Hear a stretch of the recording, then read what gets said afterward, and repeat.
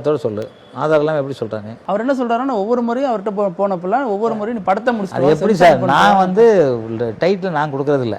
இப்போ பார்த்தீங்களா யார் கையெழுத்து இருக்கு பார்த்தீங்களா? என் கையெழுத்து இல்லை, மேனேஜர் கையெழுத்து இருக்கு. இது ஒரு கையெழுத்து. இது வந்து அங்கே டைட்டில் பார்க்குறவர் தான். இதில் என் கையெழுத்தே இல்லையே. நான் வந்து அந்த இது காமிச்சல, அது கன்ஃபார்ம் பண்ணால் தான் என் கையெழுத்து இருக்கும். அது இருந்தால் மட்டும் தான் என்கிட்ட பேச முடியும். நான் அதில் கையெழுத்து போடல, எனக்கு தெரியவும் தெரியாது.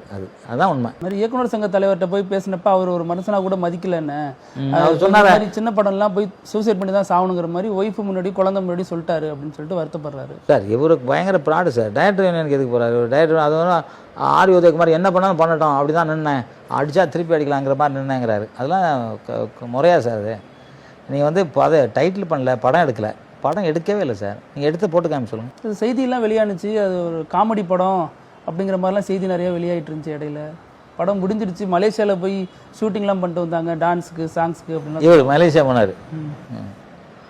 நீங்கள் நம்புறீங்க? இவர் மலேசியா போய் படம் எடுத்ததை அங்கே எங்கன்னா போய் ஆட்டையை போட்டிருப்பார், யாரையும் ஏமாற்ற போயிருப்பார்.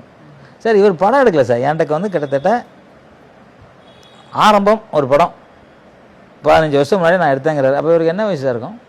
ஸ்கூல் படிச்சுட்டு இருந்திருப்பார். அப்போமே படம் எடுத்தேன், என் டைட்டில் தாங்கிறாரு. அது போனால் போகுது அப்படின்னு விட்டேன் அப்படிங்கிறாரு. அவர் தணல் அது போனால் போதும் விட்டேன், இப்போ விட மாட்டேன். இப்போ வந்து மாஸ்க்கு பெரிய படம், ஒரு 1.5 கோடி ரூபா எனக்கு ஆச்சு, எனக்கு வட்டிலாம் சேர்த்தாச்சு. அவன் ஒருத்தர் நிருபர் 1.5 கோடி ரூபா வேணுமா? இல்லை அவ்வளோ வேண்டாம், ஒரு 1 கோடி அப்படிங்கிறாரு. யாராவது நம்புவாங்களா சார்? 1 கோடி யாராவது கொடுப்பாங்களா? முதல்ல டைட்டில் உன் பேரில் இல்லையே சார். உன் பேரில் சொத்து இருந்தால் தானே நீ விற்க முடியும். உன் பேரில் ஒன்றுமே இல்லையே, நீ எப்படி விற்க முடியும்?